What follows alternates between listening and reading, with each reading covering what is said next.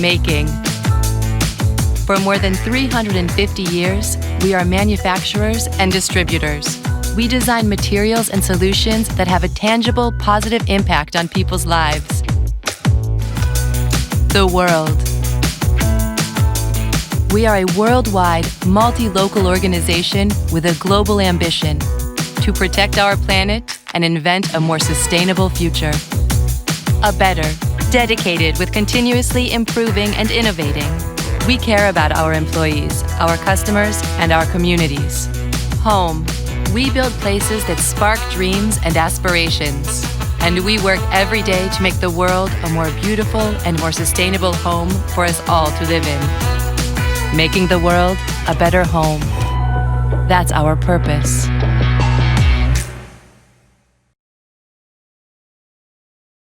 La Sociedad Central de Arquitectos, a través de la Comisión de Vivienda y Hábitat y el programa SCAUNE, en conjunto con el Consejo Profesional de Arquitectura y Urbanismo por medio del Instituto de Hábitat Urbano, tiene el agrado de invitarlos a la conferencia Merecer la Ciudad, presentada por Oscar Oslak, a realizarse hoy a las 18:30 vía Zoom y también por YouTube, que se conectó hace pocos segundos. Dicha conferencia forma parte del Preforo 2020 de Vivienda y Hábitat Social, con el fin de aportar conceptos que nos ayudan a problematizar sobre el hábitat social y el espacio urbano.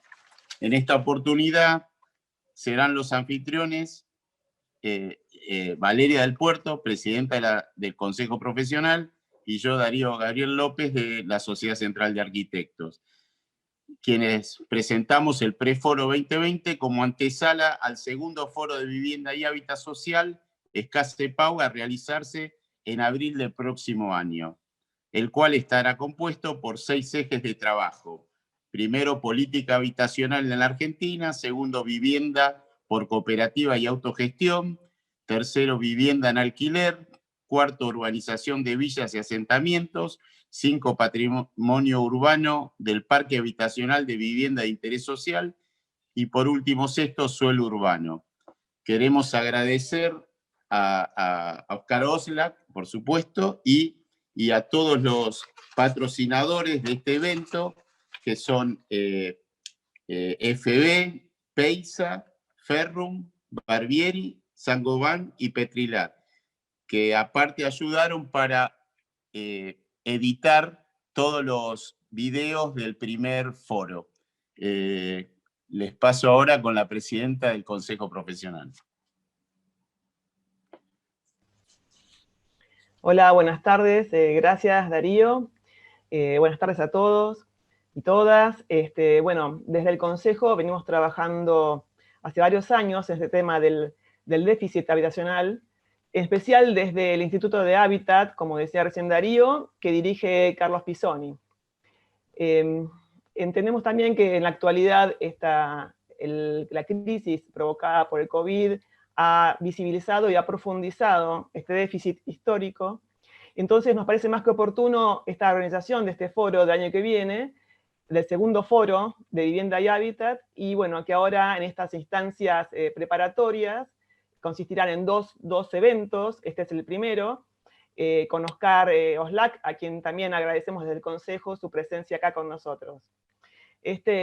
Los objetivos, parte de los objetivos, ¿no?, de este foro 2021 es presentar nuevas experiencias y convocar a todos los actores que intervienen en este campo, o sea, tanto el sector estatal como las organizaciones de la sociedad civil, el sector privado y el sector académico. Entonces, bueno, esperamos que este preforo y el foro que será el año que viene en abril sea un espacio donde se pueda intercambiar experiencias y que sea, digamos, una instancia para aportar soluciones para este campo en que hay tanto para hacer y que tanto los arquitectos y urbanistas debemos trabajar. Bueno, previamente a pasarle la palabra a Carlos Pisoni, quería recordar, bueno, o anunciar que va a haber una instancia de preguntas luego de la presentación de Oscar, de preguntas y diálogo con la gente que está acá presente en YouTube y también en la sala del Zoom. Bueno, gracias y bienvenidos. Carlos. Gracias Valeria, gracias Darío, gracias a las dos presidencias que nos han acompañado en este preforo, segundo preforo. Y gracias, muchísimas gracias a Oscar, que en toda nuestro recorrido por el hábitat social, todos los que nos dedicamos a esta historia, es una de las figuras que nos ha acompañado y que ha marcado su presencia desde hace muchos años. Oscar es doctor en Economía y Contador Público Nacional de la UBA, fue director de la Maestría de Administración Pública también de la UBA, investigador superior del CONICET, profesor consulto de la Facultad de Ciencias Sociales de Análisis Político Argentino, ex subsecretario de Reforma Administrativa y asesor presidencial en la etapa de Ricardo Alfonsín, profesor titular en programas de posgrado en la Universidad en la UBA, en ISEN, en San Andrés, en Flaxo, en San Martín, en fin, expresidente de la red IMPAE. Bueno, ¿cuántas más cosas? Muchas más cosas. Es doctor en Ciencias Políticas de la Universidad de California, Berkeley, obtuvo los premios y becas de las Naciones Unidas, de Howard, de Tinker, de Rockefeller, de Guggenheim, de Ford, de Clark, en fin. Ganador del Premio Internacional de Administración Pública del 2003, otorgado por la Sociedad Americana de Administración Pública. Graduado en el Programa Internacional TEX, Programa TAX, Escuela de Leyes de Harvard, y autor de muchos libros, entre los cuales voy a marcar dos que para nosotros han sido fundamentales. Merecer la ciudad, es decir, que Merecer la ciudad tiene un subtítulo que es Los pobres y el derecho al espacio urbano, y la formación del Estado argentino. Y además Los pobres y Proceso, crisis y transición democrática, Estado y sociedad, Nuevas reglas de juego, Teoría de la burocracia estatal, Ensayos críticos, y tiene escritos más de 100 artículos referidos a la problemática, pero hay muchas cosas más que Oscar ha hecho. Así que Oscar, nuevamente, gracias por estar con nosotros, y toda la atención puesta en vos. Gracias. Bueno, muchas gracias Darío, Carlos, Valeria, gracias a las organizaciones que han organizado este preforo. Yo con todo gusto acepté en cuanto me invitaron, y sobre todo para hablar sobre este tema que para los más jóvenes, sobre todo aquellos sub 45, digamos que no habían nacido cuando se produjo el golpe militar de 1976, tal vez no conocen o no tienen idea de por qué el título de esta charla, que en realidad no la sugerí yo, lo sugirieron ustedes, los organizadores. Comento como anécdota que el 24 de marzo de 1976, a las 5 de la mañana, yo estaba en un vuelo a los Estados Unidos para participar en una conferencia en la ciudad de Atlanta, en Georgia, en Estados Unidos, cuando el capitán, por los parlantes, anunció que se había producido un golpe de Estado en la Argentina. Y en realidad no era una sorpresa, porque lo esperábamos prácticamente cada día que ese golpe se iba a producir. Tan es así que yo adelanté mi viaje un día en previsión de que no pudiera salir del aeropuerto, cosa que efectivamente ocurrió porque el aeropuerto se cerró para los que salían y se abrió para los que llegaban, ¿no? Nada más. Y este fue, digamos, ese golpe fue, así lo califiqué, y creo que así comencé mi libro, que produje justamente a raíz de algunas de las políticas que adoptó el gobierno militar prácticamente de entrada. Lo llamé Merecer la ciudad, y es un título que en realidad fue una frase pronunciada por uno de los lords mayores de aquella época, cuando todavía Buenos Aires no era una ciudad autónoma, ¿verdad? El segundo de los intendentes de la ciudad de Buenos Aires, el intendente del Chopo, que dijo en una oportunidad que había que merecer la ciudad, que no cualquiera podía vivir en ella.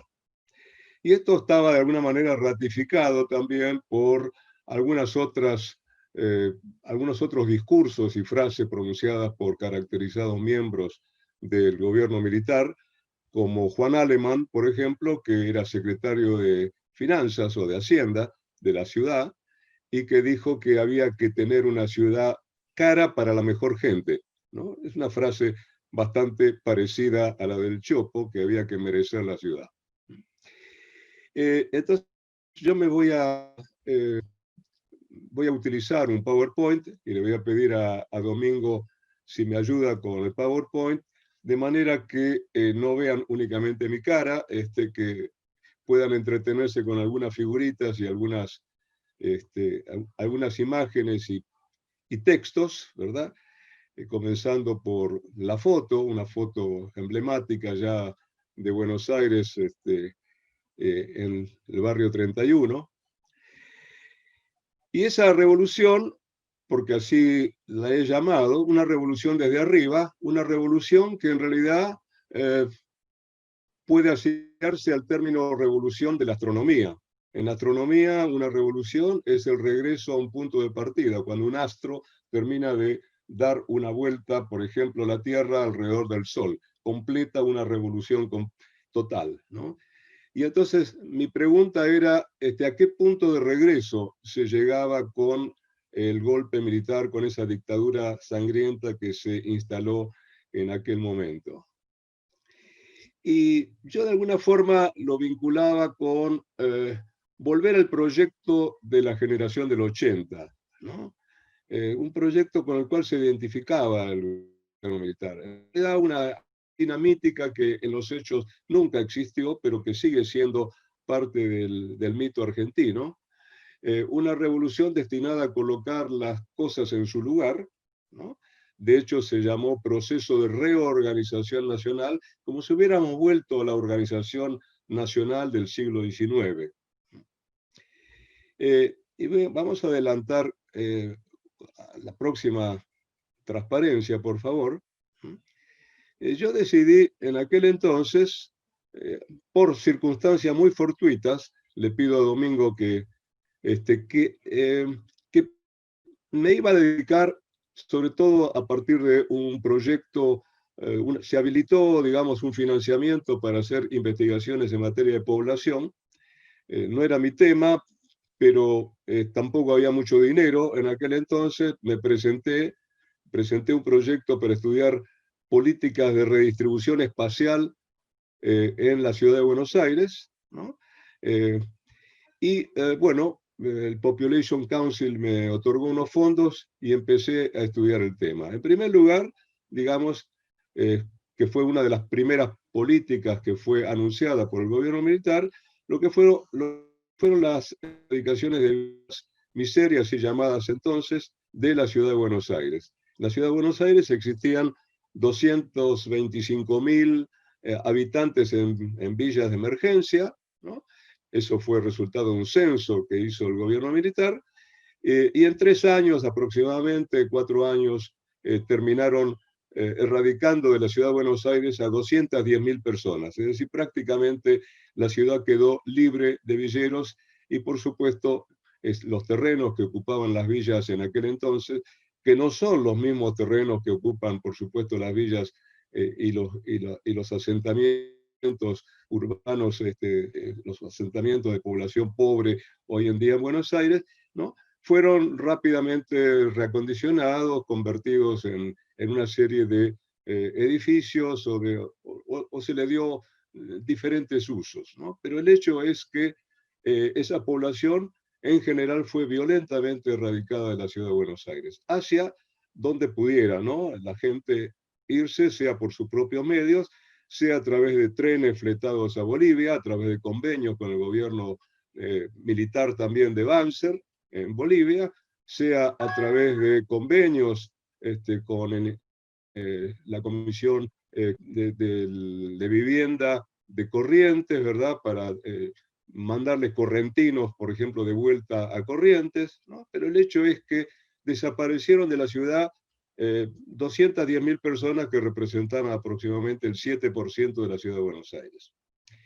En segundo lugar, aunque en realidad fue en primero, pasamos al otro tema, fue la eliminación del régimen de alquileres amparados.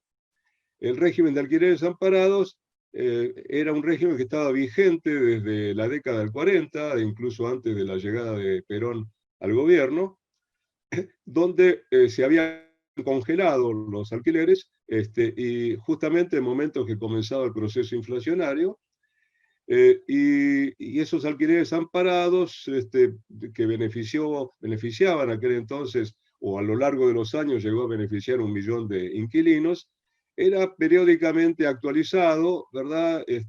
Yo recuerdo de joven y casi de chico, que cada tanto salía una nueva ley de alquileres que se voceaba en la calle Florida, y se decía, salió la nueva ley de alquileres, y la nueva ley de alquileres era simplemente una actualización de los valores de las locaciones en la ciudad de Buenos Aires. Hasta que el gobierno militar, y esta fue una medida que se adoptó muy rápidamente, calculo que a los 2 o 3 meses de instalado el gobierno militar, se suprimió el régimen de alquileres amparados a lo largo de un periodo de 3 años, comenzando por los alquileres más antiguos, ¿verdad? Perdón, por los alquileres más recientes, hasta que, digamos, el último tramo correspondió a los alquileres más antiguos.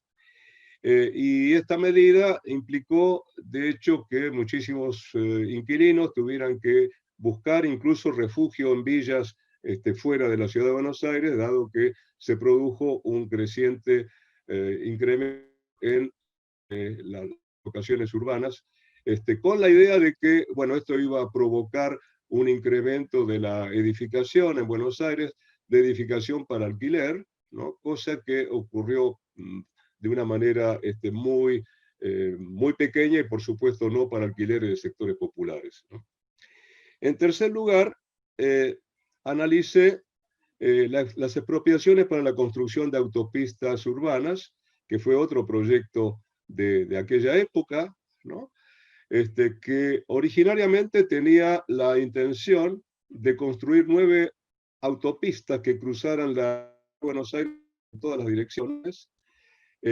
Felizmente, tal vez en parte también por la prédica de la propia Sociedad Central de Arquitectos, que se opuso, una de las pocas voces que podían alzarse en aquella época, ¿verdad?, contra políticas del gobierno militar. En todo caso, tanto el Centro Argentino de Ingenieros como la Sociedad Central de Arquitectos levantaron su voz contra la construcción de autopistas urbanas, cuando, digamos, las tendencias más recientes en el hábitat urbano justamente desaconsejaban totalmente la construcción de autopistas que cruzaran la ciudad, ¿no? La única asociación que estuvo a favor del proyecto fue la Asociación Argentina de Constructores de Carretera, que no sé si existe todavía, pero, digamos, por razones obvias, apoyó el proyecto. Se llegaron a construir 2 autopistas, como todos ustedes saben, y la tercera se llegaron a hacer las expropiaciones, pero no se llegó a iniciar los trabajos, simplemente por el hecho de que el gobierno nacional, que de alguna manera garantizaba la inversión en las autopistas urbanas, con Martínez de Osa a la cabeza, de firmar los avales al gobierno de la Municipalidad de Buenos Aires, y por lo tanto se interrumpió el proceso de construcción de esas autopistas urbanas. Y la cuarta medida, que estudié un poco en menor medida, yo diría, pero digamos, tenía que ver con la relocalización industrial. Pasamos al siguiente puntito, por favor, Domingo. La relocalización industrial, que implicaba desalojar las industrias contaminantes de la ciudad de Buenos Aires y de los 19 partidos del Gran Buenos Aires que existían por entonces, para enviarlos o relocalizar esas industrias contaminantes a una distancia no menor de 70 kilómetros de la ciudad de Buenos Aires, lo cual hubiera implicado también, por supuesto, relocalizar a toda la población obrera que existiera en aquel entonces. Los medios dijeron que esto iba a afectar a 1 millón de trabajadores, y en realidad no había siquiera 1 millón de trabajadores en toda la industria, de modo que era una cifra exagerada, pero lo interesante es que también hubiera producido como de hecho también las expropiaciones para la construcción de autopistas, la eliminación del régimen de alquileres y la erradicación de villas, una redistribución espacial de los sectores populares urbanos.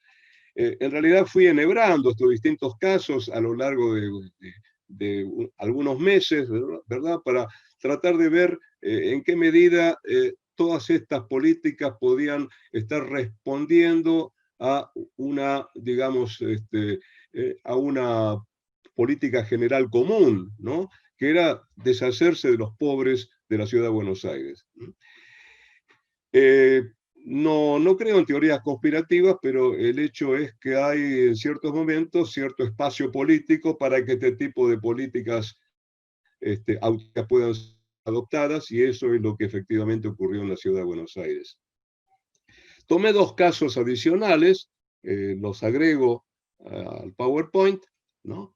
Que fueron, por un lado, la construcción de la autopista ribereña, que en realidad no se llegó a construir, todavía es un tema que está, digamos, en discusión, aún hoy, después de pasado 40 y tantos años de haberse planteado el proyecto, ¿verdad? Y que tuvo la oposición, sobre todo, de la población que habita en la zona norte de la ciudad, y los propios intendentes del propio gobierno estaban en contra de esa idea, a pesar de que no había ninguna expropiación de por medio, porque iba a pasar por una vía muerta del ferrocarril Mitre, donde terminó construyéndose el tren de la costa, ¿no? Y por otro lado el SEAMSE, que fue, digamos, un proyecto destinado a crear una especie de cinturón verde alrededor de la ciudad de Buenos Aires, que terminó, digamos, construyendo el camino del buen aire, que lo único que no tiene es buen aire, ¿no? Así que, digamos,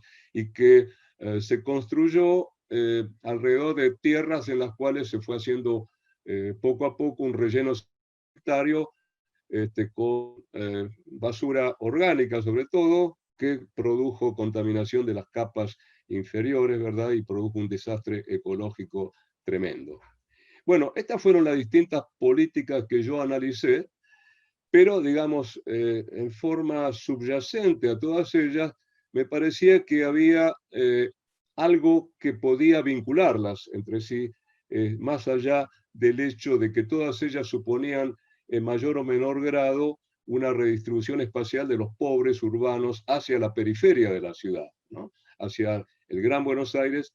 Y efectivamente yo, a través del análisis de la información, pude constatar que en la ciudad de Buenos Aires, a pesar de que había habido entre los censos del 60 y del 70 y del 80 un crecimiento vegetativo positivo de la población, se había producido entre ambos censos una reducción de más de 60.000 personas, o sea, Buenos Aires tenía 60.000 personas menos, pero siempre sabemos que desde el año 47 Buenos Aires tiene 3 millones de habitantes, o alrededor de 3 millones de habitantes, ¿no? Pero de hecho había producido una expulsión neta de población, ¿no? Me pareció, digamos, que subyacente a todas estas políticas existía una cuestión de por medio, que la llamé la cuestión del derecho al espacio urbano, sobre lo cual voy a entrar enseguida, ¿no? Si pasamos a la transparencia que sigue, por favor. Yo analicé estos casos a partir de lo que llamé una ecuación urbana básica, ¿no? Y esto va a permitir diferenciar el concepto que yo tengo de derecho al espacio urbano respecto del concepto más conocido, que es el derecho a la ciudad. Y quisiera hacer algunas disquisiciones al respecto, ¿no? Cuando una persona desea instalarse en la ciudad o permanecer en la ciudad, tiene que resolver básicamente tres cosas. Me estoy metiendo en un terreno, por supuesto, que los arquitectos y los urbanistas manejan mucho mejor que yo, pero en todo caso me pareció que esta es una necesidad básica que tiene cualquier habitante que intenta residir en la ciudad. Por un lado, resolver el problema de la vivienda; por otro lado, resolver el problema de un lugar de trabajo; y en tercer lugar, un doble clic, como decía el general, poder ir del trabajo a casa y de casa al trabajo, ¿no? Y esa es una ecuación básica. Después resolvemos el problema de la educación de los hijos, de dónde me atiendo mi salud, ¿no? Del esparcimiento, la recreación, es decir, todas las otras necesidades de la vida cotidiana. Pero estas, digamos, son necesidades básicas, ¿no? Y sobre todo, digamos, conseguir un lugar donde residir. Y en ese sentido, mi concepto de derecho al espacio urbano, pasamos a la primera, un clic más, por favor, digamos, abarcaba básicamente tres de derechos diferentes, ¿no? En primer lugar, los que establecía en aquel entonces el Código Civil y el Código Comercial, ahora que conforman un solo código, es decir, el derecho al uso, goce, disposición de la propiedad y todos los derechos que reconocen el código, ¿no? Hipoteca, locación, usufructo, donación, servidumbre, derecho de paso, etc., ¿no? En segundo lugar, ¿no? El derecho a incidir sobre las políticas relacionadas con la localización, es decir, que el individuo, sea en forma individual o colectivamente, pueda tener capacidad de, por lo menos, tratar de incidir sobre aspectos que pueda afectar su lugar de residencia, sea porque le reduce el valor inmobiliario, por los riesgos a la seguridad, el peligro de contaminación ambiental, etc. Y en tercer lugar, y este es el derecho que más me importaba a mí, era el derecho a las oportunidades o a las externalidades, como dicen o decimos los economistas, aunque yo me defino como politólogo, más bien, ¿no?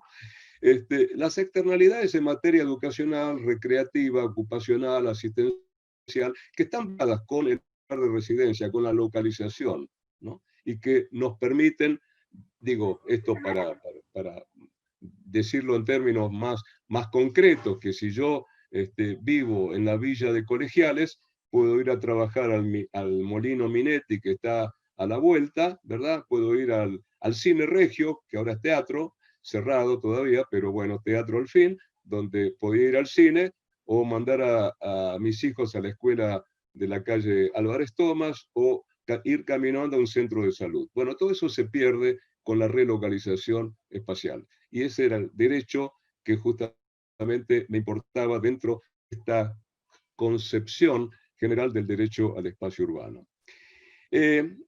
Si bien, y aquí sí paso a autores que ustedes seguramente conocen, sobre todo los urbanistas, las contribuciones teóricas que han habido a partir de Henri Lefebvre, ¿no? Yo conocía el libro de Lefebvre, porque el libro es unos años anterior, no demasiados, digamos, mi libro de Merecer la ciudad. Yo consideré en ese momento que el término derecho a la ciudad no expresaba cabalmente la idea adyacente al concepto que yo finalmente decidí acuñar, que es derecho al espacio urbano. Y la decisión no fue, digamos, no se debió a un rapto de originalidad, ¿no? Sino más bien a interpretar que ese concepto colocaba el énfasis en el derecho de la gente a que el Estado o que los poderes fácticos no transformaran arbitrariamente la ciudad desde una lógica puramente capitalista de valorización y de comercialización del suelo. Lo que me parecía que hacía Lefebvre es denunciar el impacto negativo que estaban experimentando las ciudades en países capitalistas a transformarse en una mercadería al servicio exclusivo de los intereses de la acumulación de capital, ¿no? Entonces el derecho a la ciudad, según Lefebvre, aparecía como la posibilidad de que la gente se adueñara de la ciudad, rescatando, de cierto modo, al hombre como protagonista central, ¿no? Y abriendo la posibilidad de una vida digna para todos los habitantes de la ciudad, y convirtiendo a la ciudad en una especie de escenario para la vida colectiva, ¿no? Pero hay otros aportes de otros autores, ¿no? Pongámoslos a todos, por favor, Domingo. Cuando yo publiqué, ahí nomás, creo que hay alguno más, no, ahí está. Cuando yo publiqué Merecer la ciudad, todavía no se habían escrito los trabajos de Harvey, de Soya, de Etienne Balibar, de Louis Bacán, incluso de Jordi Borja, que no los tengo ahí en la lista, siendo un gran amigo, ¿no?, de hace muchos años, que le dieron al concepto de derecho a la ciudad mayor alcance y mayor profundidad, ¿no? Porque, por ejemplo, para Harvey yo creo que el derecho a la ciudad no es solamente el derecho a lo que ya está en la ciudad, sino el derecho a transformar en algo radicalmente diferente, ¿no? Para Jordi Borja, por ejemplo, es un espacio político donde es posible la expresión de voluntades colectivas, ¿no? Un espacio de solidaridad, también un espacio para el conflicto, ¿no? En la posibilidad de construir una ciudad en la que se pueda vivir dignamente, reconocerse como parte de ella, ¿no? Donde se posibilite una distribución más equitativa de los distintos recursos de trabajo, de salud, de educación, de vivienda, por supuesto, ¿no? Así como de recursos simbólicos, ¿no? Como participación, acceso a la información, etcétera, ¿no? Louis Bacán, por ejemplo, se refiere a zonas de no derecho, ¿no? Que resultan del proceso de marginalidad avanzada, que a su vez son producto de un nuevo régimen de relegación socioespacial y de una cerrazón totalmente excluyente, ¿no? Bacán se refiere a las relaciones que se viven en los guetos, en zonas relegadas, ¿no? Que constituyen una ciudadanía marginal.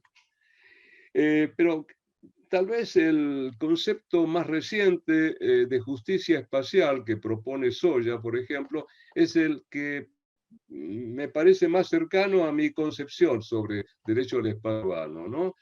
Porque Soya dice que la espacialidad de la injusticia afecta a la sociedad y la vida social tanto como los procesos sociales dan forma a la espacialidad o geografía de la injusticia, ¿no?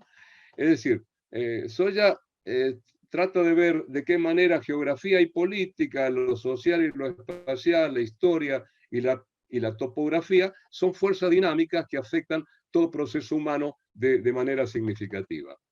Entonces, para resumir, el derecho al espacio urbano, desde mi punto de vista, pretende ser un concepto más modesto, un concepto más específico, porque justamente parte de considerar cuáles son las opciones de acción de un individuo sin referencia, no era mi intención, a un pretendido derecho colectivo de la ciudadanía, ¿no? O sea, es una vinculación individual, en cierto modo colectiva a través de la acción colectiva, ¿no? Es decir, en función de una combinación compleja de variables, ¿no? Por un lado, todas las restricciones que plantea la propia estructura social, la estructura de oportunidades sociales, el marco de políticas públicas, que para mí fue muy importante en el desarrollo de mi trabajo, por ejemplo, políticas de transporte, ¿no? La política de transporte barato, cuando alguien podía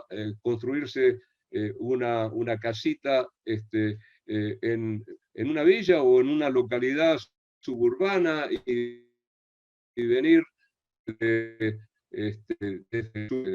la localidad suburbana a la ciudad en tranvía, por ejemplo, ¿no? Por 10 centavos, ¿no? El tranvía valía 5 centavos el boleto obrero, yo lo llegué a tomar en 1948, el boleto obrero costaba 5 centavos, y siempre Argentina, Buenos Aires, todo no Argentina porque el resto es distinto, Buenos Aires siempre tuvo una política de transporte barato, subsidiado, ¿no? Y entonces, bueno, sea esa política o la ley de propiedad horizontal u otras políticas que dan un marco dentro del cual ciertas cosas son posibles y otras no, ¿no? Entonces, sea la estructura social, sea el marco de políticas públicas, sea las capacidades individuales, lo que se llama el capital individual, ¿no? Un individuo accede o no a la ocupación de un espacio urbano, sea bajo el alquiler o como sea, a veces se suma o no a instancias de colectiva en defensa de ese espacio, y como resultado de estas determinaciones mutuas, de ese conjunto de variables, ¿no? Gana o pierde el derecho a esa ocupación, a esa defensa de su espacio, de su residencia, o a las externalidades positivas o negativas que están asociadas al espacio que finalmente consigue ocupar, ¿no? Y entonces, en cierta forma, un autor que yo, digamos, estimo mucho, a quien conocí hace años atrás, que es Charles Tilly, que habla de la ciudadanía, ¿no? Y que los derechos son resultado de yo digo que la ciudadanía termina siendo el resultado histórico de las disputas celulares y colectivas que se entablan en múltiples escenarios de conflicto. Entonces, creo que el concepto que yo propuse se inspiró más en una pérdida que en una conquista de derechos, ¿no? Así que simplemente quería, digamos, resumir esto, digamos, para que se entienda bien lo que puede ser el concepto de derecho al espacio urbano respecto de las distintas elaboraciones que distintos autores en los últimos 20 años o 25 años han hecho alrededor del tema del derecho a la ciudad. Entonces, claro, con el autoritarismo se había perdido los tres derechos prácticamente, ¿no? Y con la democracia, en realidad, de alguna forma se recuperan esos, todavía no pasamos a pero dejémoslo ahí nomás, ¿no? Ese gráfico extraño, pero podemos dejarlo nomás, Domingo, sí, dejémoslo, ¿no? Hay distintos escenarios posibles, no podemos hablar únicamente de democracia o de autoritarismo, ¿no? Por ejemplo, yo creo, he estado en Singapur hace algunos años atrás, que yo lo considero una dicta blanda, ¿no? No es ni es una democracia ni es una dictadura total, ¿no? Pero Singapur promueve a través de créditos baratos y de largo plazo la posibilidad de que la mayoría de la población acceda a la propiedad de una vivienda, ¿no? Y nosotros en la Argentina, en democracia, desde el año 83, claro, se habilitaron de nuevo ciertos derechos, ¿no? Por ejemplo, las protestas de pobladores o residentes relacionadas con la defensa de su espacio. Hoy son más respetadas, más toleradas, y salvo excepciones, la negociación y la búsqueda de soluciones entre Estado y ciudadano sigue siendo el mecanismo habitual para resolver situaciones de conflicto, ¿no? Entonces, el contraste con el planteo de derecho de la ciudad, por más que este concepto todavía es bien polisémico, porque como ustedes ven, los distintos autores no coinciden exactamente en lo que quieren decir con derecho a la ciudad, el derecho a la ciudad, como diría en todo caso Harvey, ¿no? es mucho más que la libertad individual de acceder a los recursos urbanos. Es el derecho a cambiarnos a nosotros mismos cambiando la ciudad, ¿no? Es más bien un derecho común que un derecho individual. Y bueno, yo con esto no quiero, con este contraste, no quiero desconocer, por supuesto, que la urbanización siempre fue un fenómeno de clase y que esto no es más que un rasgo del capitalismo visto como un modo de organización social y no ya solamente como un modo de producción. Pero insisto en este punto, ¿no? Que el derecho al espacio urbano pretende colocar en el centro del debate el conflicto entre la lógica individual y la lógica estatal en el desenlace de lo que son los enfrentamientos sociales urbanos, ¿no? Y estos enfrentamientos tienen lugar en múltiples escenarios o arenas de conflicto en los que tenemos oferentes y demandantes de espacio urbano que consiguen o no consiguen acceder a la ciudad o permanecer en la ciudad y por lo tanto gozar o no de los diferentes tipos de derechos a los que yo aludo con mi definición, ¿no? Entonces, yo hablo de espacio urbano para referirme al resultado de esas transacciones que se van produciendo entre oferentes y demandantes de oportunidades de acceso, de permanencia y de aprovechamiento de las externalidades de la ciudad dentro del marco de políticas estatales que promuevan, que facilitan o que impiden esas transacciones o las sesgan a veces en favor de alguna de las partes, ¿no? Y cuando hablo de oferentes, hablo de locadores, de constructores, de desarrolladores, de bancos, de firmas inmobiliarias, ¿no? Y cuando hablo de demandantes, hablo de los potenciales propietarios o inquilinos o usurpadores o autoconstructores u otros actores, y la presencia estatal se manifiesta a través de políticas activas o de omisiones, como ha ocurrido durante muchos años, que más bien, más que política activa, omisión, que fueron las que justamente el gobierno militar criticaba, ¿no? Porque hablaba de gobiernos pusilánimes que no habían tenido, digamos, el coraje de terminar con determinados regímenes como de locaciones urbanas o el de echar a los villeros, ¿no? Omisiones deliberadas o no deliberadas que terminan alterando las relaciones de fuerza y los intereses de los oferantes y los demandantes y en favor de unos o de otros, ¿no? Entonces a mí lo que me interesa, porque más allá de mi libro, yo sigo trabajando el tema y estoy produciendo, esta es la novedad, para los que no lo sé, estoy empezando, bueno, en realidad ya avancé un poco en esta reconstrucción analítica de escenarios microsociales, ¿no? Donde trato de construir en realidad algunos escenarios en los que se dirimen políticas públicas que afectan el derecho de los pobres urbanos, ya en democracia, ¿no? Ya no me interesa tanto, ya considero que el tema ya lo estudié, ¿no? No tengo mucho más para decir sobre el derecho al espacio urbano bajo regímenes autoritarios, pero ahora me interesa ver en democracia, ¿no? Y para eso elijo, digamos, una especie de marco interesante, me parece, que es el triángulo de Sábato, así llamado, que ha sido utilizado, de hecho, por Truett hace muchos años atrás, por Eisenhower, para referirse a otro tema. Esto me llevaría, digamos, mucho tiempo explicarlo. Pero, de hecho, tenemos tres clases de actores, ¿no? Por un lado, el Estado, que está allá arriba, en el ápice, digamos, del triángulo, los demandantes de espacio urbano y los oferentes de espacio urbano. Y se da una lógica bastante interesante, por un lado, entre Estado y demandantes, Estado y oferentes, oferentes y demandantes, por supuesto, que son estas distintas flechas que vinculan, ¿verdad?, los vértices.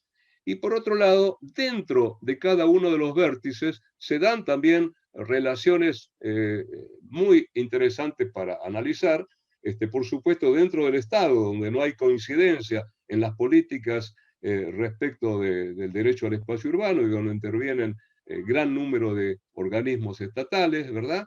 A veces con posiciones totalmente contradictorias entre sí, donde tenemos distintos tipos de demandantes y tenemos distintos tipos de oferentes, distintos actores. Bueno, todos ellos son objeto de atención en esta nueva mirada que estoy colocando sobre la temática del derecho al espacio urbano, pero a partir de identificar algunos escenarios, porque sería absolutamente imposible tratar de analizar los millones de transacciones que se producen en cada uno de estos planos, ¿verdad? Y para lo cual elegí básicamente, y con esto voy cerrando para contarles a ustedes brevemente en qué consiste lo que estoy haciendo ahora, ¿no? Si pasamos a la siguiente, por favor. Tres escenarios, ¿no? Por un lado, el repoblamiento de villas y asentamientos populares en Buenos Aires, como creo que ustedes saben, y a partir de la información disponible, sobre todo del censo que inició la organización no gubernamental Techo, existirían hoy en día en la ciudad de Buenos Aires 300.000 personas, o alrededor de 300.000 personas, viviendo en villas y asentamientos populares en la ciudad de Buenos Aires. Solo que no en el mismo lugar.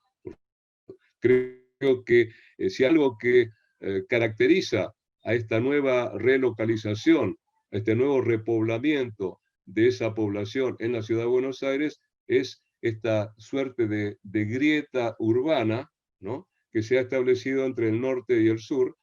Tal vez llame a mi futuro libro La grieta urbana, aunque, bueno, el término grieta ha sido demasiado utilizado, pero, digamos, me sigue atrayendo, para ver, digamos, cuáles son las características de las transacciones que se producen entre oferentes, demandantes y Estado en relación al repoblamiento de villas, comentando, digamos, algunos de sus rasgos fundamentales de ese proceso de repoblamiento.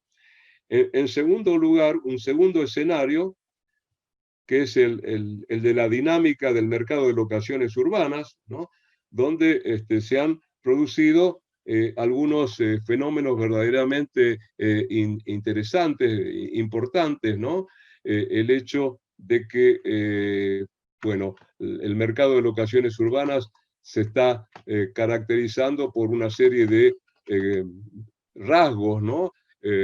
Una creciente demanda de alquiler residencial en el marco, en el contexto de oferta real reducida, con un comportamiento errático, con una reducción del tamaño de los hogares, con prevalencia de uno o dos ocupantes, que es un fenómeno demográfico nuevo, nuevo quiero decir, de los últimos 20 años, en unidades de escasa superficie, de uno o dos ambientes, ¿no? Lo cual, por supuesto, marca bastante las características del mercado de locaciones, una dificultad cada vez mayor de sectores cada vez más numerosos de la ciudad, y durante la pandemia lo hemos visto especialmente, para sostener el pago de alquileres que implican una proporción incremental del presupuesto familiar o individual, ¿no? Un fenómeno que se detiene inclusive en ciclos de crecimiento económico y de expansión del sector de la construcción, y una industria de la construcción y un mercado inmobiliario que, bueno, seguramente va a ser tema de debate en el foro,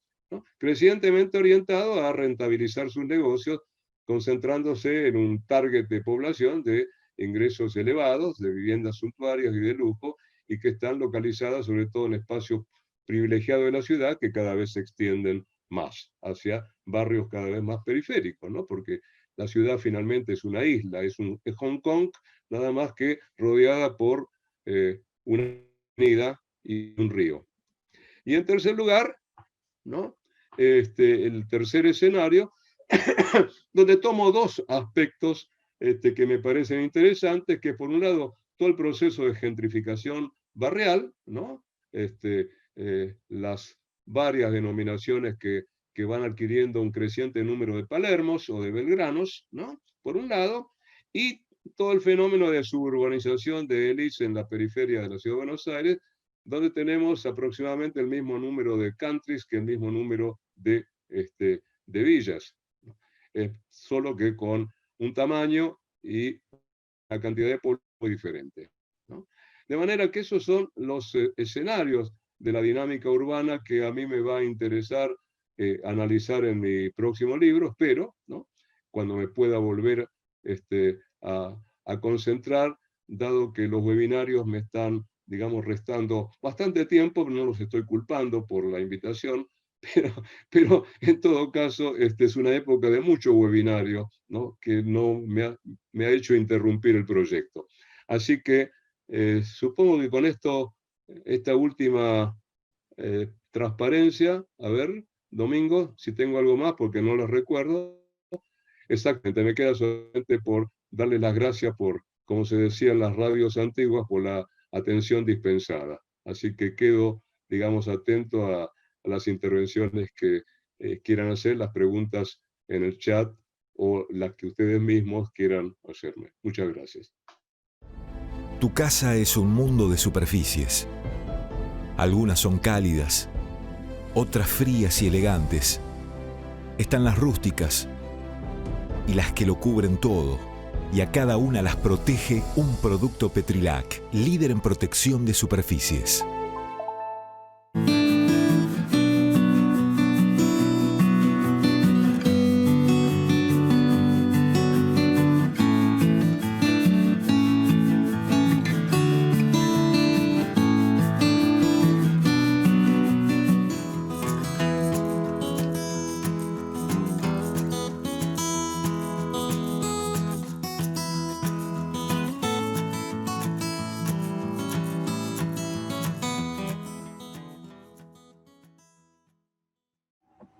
Acá Mariano pregunta, ¿qué rol cree que jugaría la integración del AMBA como una entidad unificada, similar a Bogotá, a Dinamarca, por ejemplo?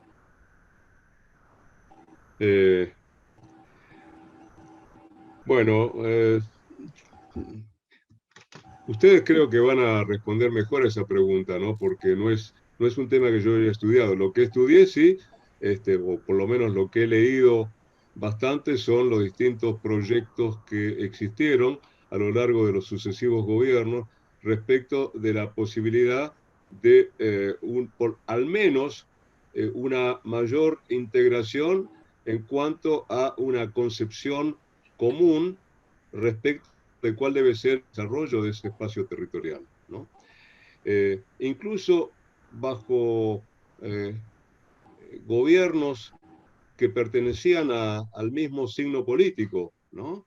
Y donde hubiera sido posible una mayor sintonía entre gobierno de la ciudad, gobierno de la provincia de Buenos Aires y gobierno nacional, por ejemplo, tampoco, digamos, pudo concretarse mayormente algún mecanismo, ¿verdad?, de planificación conjunta territorial, de producción del espacio, del suelo urbano en ese espacio territorial, de manera que hay muy buenos especialistas que han estudiado este tema a fondo, como Pedro Pires, por ejemplo, ¿no?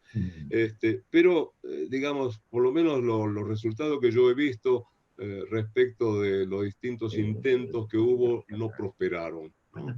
De modo que yo creo que el problema se agudiza más, sobre todo cuando los gobiernos son de diferentes signos políticos, ¿no? Esa es mi respuesta. Las tomas o usurpaciones las ve como síntoma de la escasa efectividad. Bueno, creo que había otra pregunta previa. A ver, ahí está. Sí. Eduardo Múnich pregunta cómo instrumentar la participación efectiva y no delegada de los habitantes de la ciudad. A ver, una de las cosas que yo señalaba en mi libro, sobre todo cuando intenté comparar los distintos casos y encontrar elementos comunes, una de las preocupaciones mías era tratar de ver en qué medida las políticas públicas designan con claridad cuál es el destinatario de una política. Y en ese sentido, eso por un lado. Y por otro lado, cuál es la capacidad de organización y de acción política de esos destinatarios. Y resulta que terminé haciendo un cuadro de doble entrada, interesante, porque resulta que desde el punto de vista de la posibilidad de identificar con claridad los destinatarios, teníamos por un lado a los villeros, ¿no?, que claramente tenían su organización. El movimiento villero peronista era un movimiento muy importante, como lo pueden ser hoy en día las organizaciones de base en los asentamientos o en las villas, ¿no? Gran capacidad de organización, y no así, en cambio, los inquilinos amparados, ¿no? Porque obviamente son personas en lugares que, si bien tenían por ahí una débil asociación, un centro de inquilinos de Buenos Aires que existía en la época del gobierno militar, de hecho no articulaban los intereses del sector y tenían una escasísima capacidad de diálogo con las autoridades, y menos aún durante un gobierno militar. De modo que ese es un elemento importante, hasta qué punto la población destinataria de una política tiene capacidad de articulación de sus intereses y de defensa de sus intereses. Y por otro lado, ¿qué grado entonces qué recursos de poder pueden utilizar en términos de capacidad de coerción, de disponibilidad de información, de recursos materiales, de ideología, recursos ideológicos que también pueden poner en juego? Lamentablemente, yo diría que más allá de las organizaciones de base, no hay una disposición muy natural de parte del ciudadano a intervenir. Interviene cuando sus intereses inmediatos están afectados, cuando sus valores están afectados, y entonces, qué sé yo, van casos o hay, digamos, algún tipo de participación colectiva, ¿no? Pero si no, habitualmente el ciudadano de a pie es, como se dice en inglés, un free rider, ¿no? El que viaja gratis, ¿no? El lema, yo a veces hago un poco la broma, pero lamentablemente es cierto, ¿no? O sea, animémonos y vayan. Ese es digamos, resumen de un free rider. Estamos de acuerdo con la participación, ¿no? Pero hagan ustedes el esfuerzo. A menos que efectivamente un valor profundamente arraigado está siendo desconocido o un interés económico inmediato está siendo afectado, y entonces ahí sí me movilizo. De otra manera, bueno, si tengo necesidades de hacer una toma de tierras, como ha sido, digamos, el caso en distintos lugares del país y sigue siéndolo, ¿no? Y bueno, veré cuáles son los costos y los beneficios de asociarme a una acción colectiva de ese tipo, y eso lo estamos viendo, existe, y eso evidentemente no tiene una respuesta articulada por parte de la política estatal. Lamentablemente, el problema sigue siendo irresuelto, el déficit de vivienda sigue siendo alto, y creo que el tema de las tomas, por más que haya, digamos, regularización dominial y haya trabajos en villas y asentamientos, es un tema que hay que atacar de raíz, y por supuesto de una manera mucho más intensa y profunda que lo que se está haciendo y lo que se ha hecho, digamos, en los últimos 30, 40 años. Acá, Ariel González en el canal de YouTube pregunta si se pueden pensar las villas como espacios de gentrificación. ¿Qué pensás sobre esto?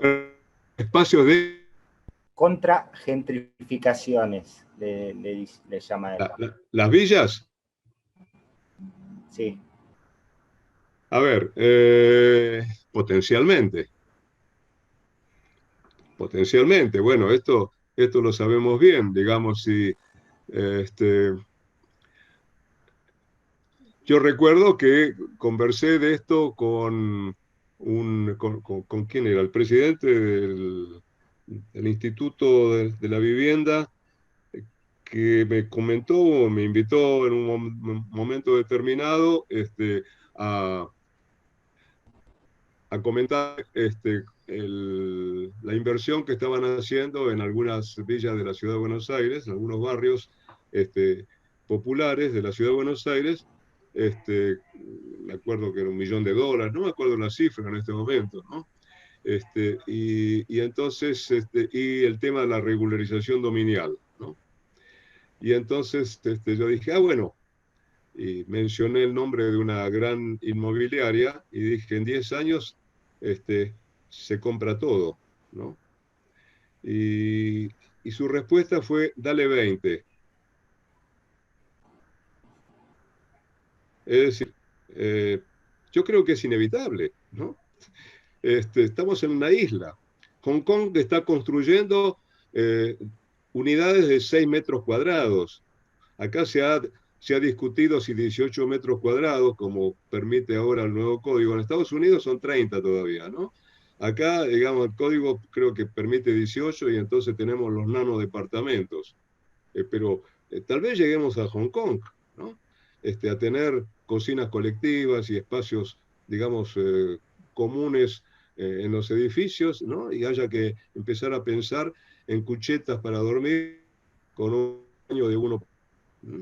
Yo no lo sé, pero digamos, si se achica el espacio disponible, si no hay políticas que establezcan, sí, aplique, utilice tierras fiscales todavía disponibles, digamos, cree reservas de tierra en la ciudad que puedan estar destinados a barrios populares, ¿no?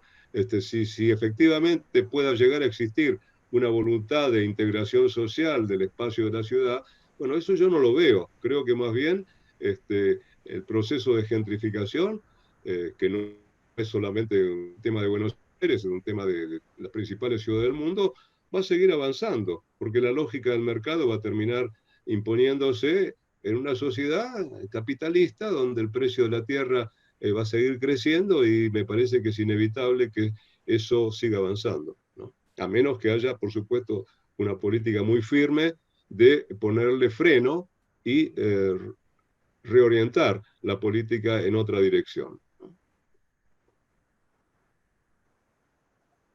Pregunta, yo en este caso, en cuanto al tercer escenario que vos planteás, ¿cómo ves la influencia de este derecho al espacio urbano que vos planteás en el tercer escenario que planteás en cuanto a barrios cerrados y villas de emergencias en el conurbano?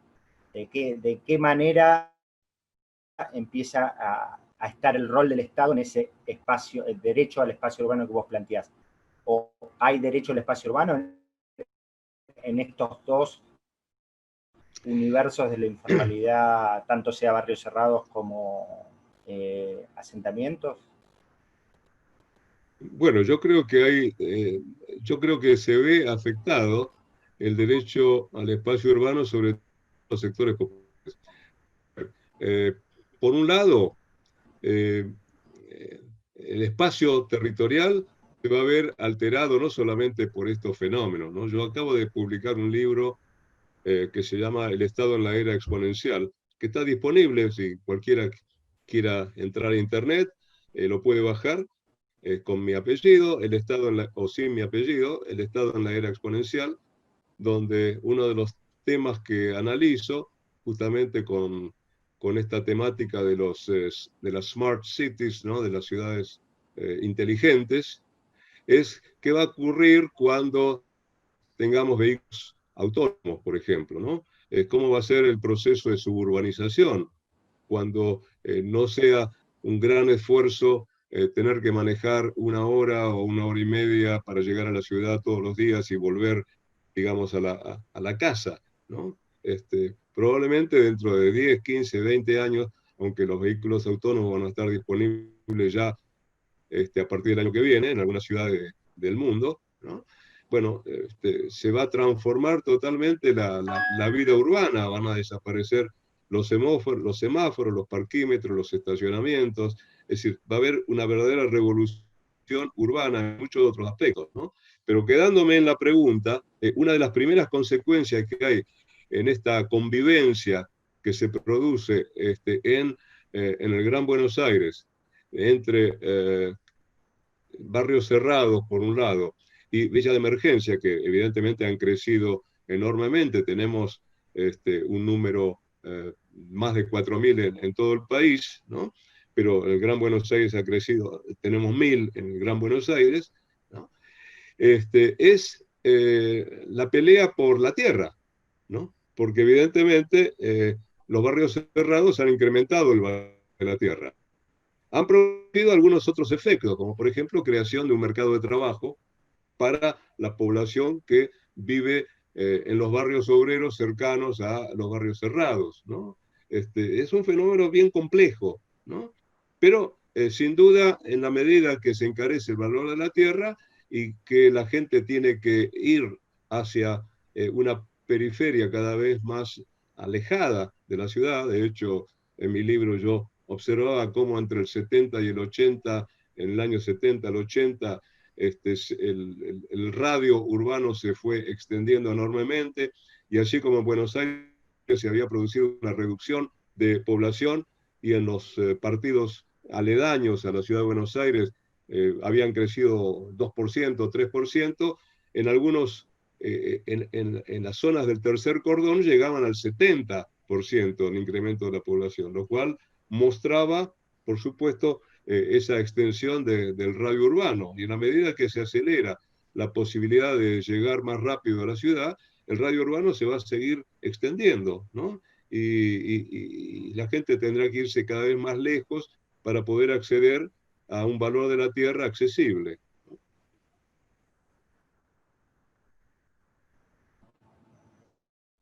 Esto, digamos, es mi... Perdón, aquí estoy hablando no como un especialista urbano, entiéndase bien, ¿no? Como un observador que ve el tema desde, si se quiere, la trama de intereses políticos, económicos y residenciales que puede ver alrededor de la cuestión del derecho al espacio urbano. No lo estoy viendo como urbanista, porque no lo soy. Además ya se nota. Está bien.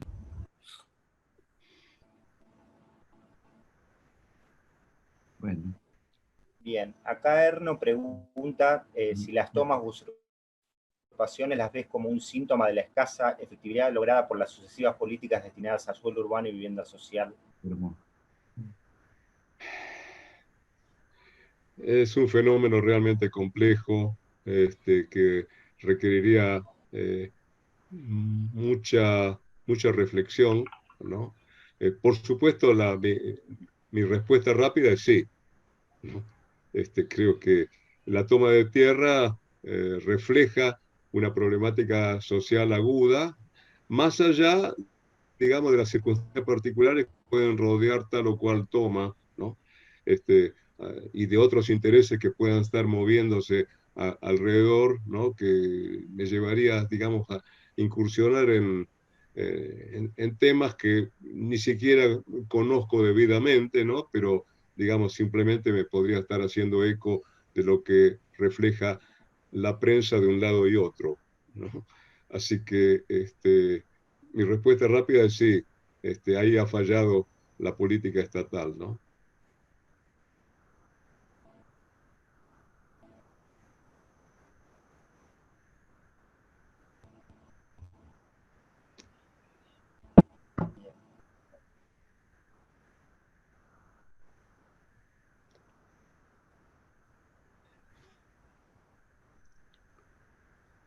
Siguen habiendo preguntas, no sé si vos las vas viendo por el chat, Oscar, o... Ah, perdón, yendo a un tema actual, perdón, no la pude ver. A ver, yendo a un tema actual, Costa Salguero y toda la franja costera en sí, ¿cuál es su visión respecto a esto? No voy a especificar preguntas más en general.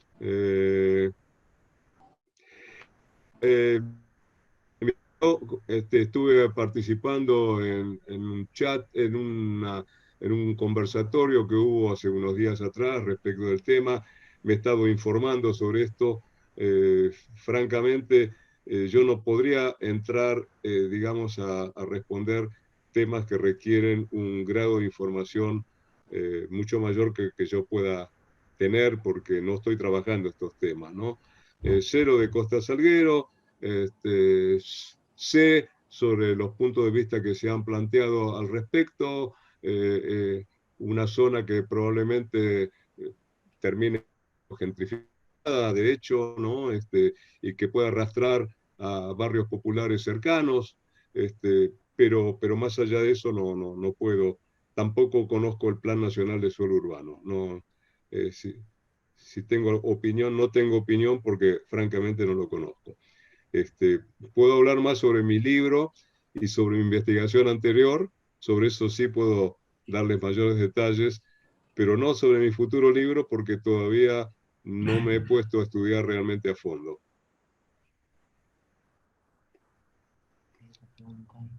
Lo siento, me encantaría, digamos, el Estado debe intervenir en la regulación del suelo para dar oportunidades de acceso al mismo de aquellos sectores que no pueden acceder al barrio cerrado. ¿Eh? El Estado tiene que regular el suelo urbano, ¿no? El Estado es un actor fundamental en la producción de suelo urbano. Esa es la única respuesta posible a esa pregunta, ¿no? Por otro lado, el barrio cerrado no es únicamente lugar de residencia de aristócratas, ¿no? Hay montones de barrios cerrados de gente de clase media o clase media, incluso, no digo baja, pero en todo caso de ingresos medios, ¿no? De modo que creo que también hay cierta fantasía respecto de los barrios cerrados y los countries, que no todos ellos tienen las mismas características, ¿no? Así que yo creo que más o menos hemos cubierto un buen número de inquietudes.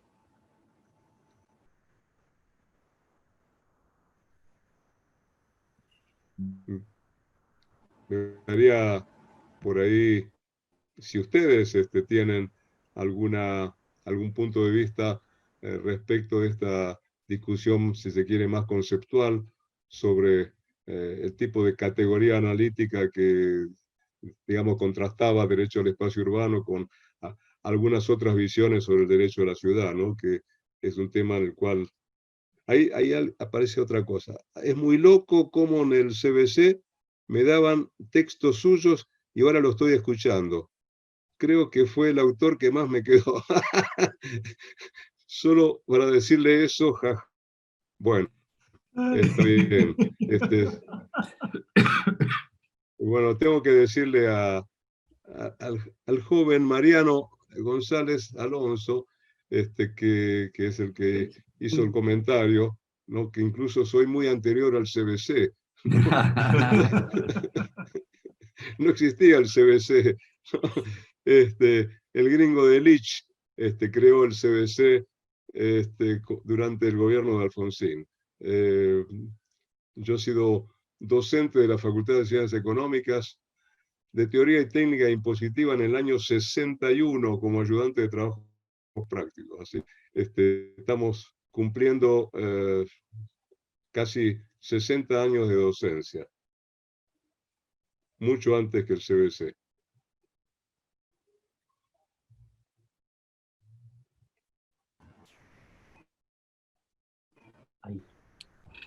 Oscar, te quería hacer una pregunta que es salir de este tema, pero me parece que vos la viviste en su momento, durante el gobierno de Alfonsín, que fue una experiencia muy valiosa, que fue la formación de los GA, los agentes gubernamentales, que duró, creo que una primera camada y después se cortó, y que nutrió técnicamente a los distintos gobiernos, porque aún hoy siguen existiendo, con todo un saber que ha sido muy valioso. A mí me tocó en su momento estar a cargo del Promeve y tener el apoyo de 2GA, que la verdad que fueron muy, muy importantes. Y yo soy de los que piensan que habría que recuperarlo eso en algún momento, ¿no? Porque es una formación interdisciplinaria que sirve a todas las disciplinas. ¿Qué opinas sobre eso? Mira, Carlos, yo por un lado he sido, digamos, cofundador del cuerpo de administradores gubernamentales, interviene bastante en todo el diseño original de los exámenes, de la primera promoción, la primera camada, en realidad hubo 4. Hubo 4 camadas, sí. Hubo cuatro camadas, 3 de ellas durante el gobierno de Alfonsín y una última con Vélez, con Gustavo Vélez, cuando se hizo cargo de la Secretaría de la Gestión Pública, ¿no? Y en la primera camada se presentaron 3.000 personas para 30 puestos, con lo cual ustedes pueden darse cuenta que el proceso de selección fue sumamente riguroso, además de que tuvieron que pasar 30 meses de formación, o sea, un periodo que normalmente es más extenso que una maestría, ¿no? 30 meses de cursado. Sí, sí. Y realmente yo he sido crítico del cuerpo a lo largo de los años, a pesar de ser muy amigo y muchos de ellos siguieron después la carrera de maestría en Administración Pública, en la carrera que yo creé en la Universidad de Buenos Aires, ¿no? Que todavía existe, que ya tiene 35 años. Pero, por ejemplo, el hecho de que terminaron siendo más bien asesores y no gerentes, ¿no? Creo que debió haberse enfatizado más el rol de gerentes del cuerpo. El cuerpo llegó a tener más o menos 210 personas. El proyecto con Alfonsín era llegar a 1.000, ¿no? Y por supuesto que fuera lo que llamamos hoy en día una política de Estado, o sea, que los distintos gobiernos fueran aumentando el número de administradores gubernamentales hasta llegar, digamos, a unos 1.000, lo cual hubiera sido un cuerpo gerencial realmente importante, ¿no? Que podía un día ocuparse de la gerencia de Aerolíneas Argentinas, otro día ocuparse de, qué sé yo, de un programa de vivienda o del desarrollo agropecuario, ¿no? Del desarrollo de tecnología agropecuaria, por ejemplo, ¿no? Como ocurre en Francia con la ENA, con la École Nationale de Administración francesa, donde son rotados a través de distintas posiciones. Bueno, incluso el año pasado escribió un artículo para La Nación, justamente con la que es presidenta de los AG, que eran solamente 60 y tantos AGs hoy en día, sobrevivientes del cuerpo original de 210, y Gustavo Vélez prometió recrear el cuerpo. O sea que supuestamente va a haber, no sé si con el mismo nombre y con las mismas características del proceso de reclutamiento y formación, pero en todo caso parecería que hay la intención política de ir adelante, por lo menos hay una promesa pública de que se va a recrear el cuerpo. Gracias. Me hiciste acordar un amigo que a lo mejor fue común, que fue Luis Stuhlman. Sí, claro, por supuesto, sí, exactamente. Bueno, él, justamente, él me convocó para presentar un artículo mío en el que yo criticaba a los AGs, pero los criticaba en este aspecto y los criticaba porque además se autoevaluaban, ¿no? Y consideraba que si un cuerpo se autoevalúa, quiere decir que no tiene demasiada importancia para el gobierno de turno. Así que, bueno, por supuesto. Bueno, yo creo que estamos, Domingo. Sí, Carlos, me parece que sí. Bueno, estamos todavía es miércoles, ¿no? No domingo, pero bueno. Bueno, mil gracias, Oscar, y seguimos en contacto, porque hay tanta cosa que queda a resolver en esta temática. Bueno, yo les agradezco que me hayan escuchado y que haya podido compartir mis ideas sobre este tema, que me sigue apasionando, y les deseo mucho éxito en el foro, ya que este es el pre-foro, de modo que, bueno. Seguramente vos sos uno de los indispensables, y seguramente te vamos a convocar para que nos sigas acompañando. Bueno, ojalá. Ojalá entonces esté disponible y con todo gusto para colaborar en esto. Gracias entonces. Gracias a ustedes. Gracias. Un abrazo y gracias. Gracias Darío y gracias Domingo. Gracias, y gracias Oscar. Jorge, también Olival de Escaune, ¿no? Sí, también Escaune. Bueno. Y hasta luego Bunelli. Bueno. Bueno, gracias, saludos a todos. Salimos entonces.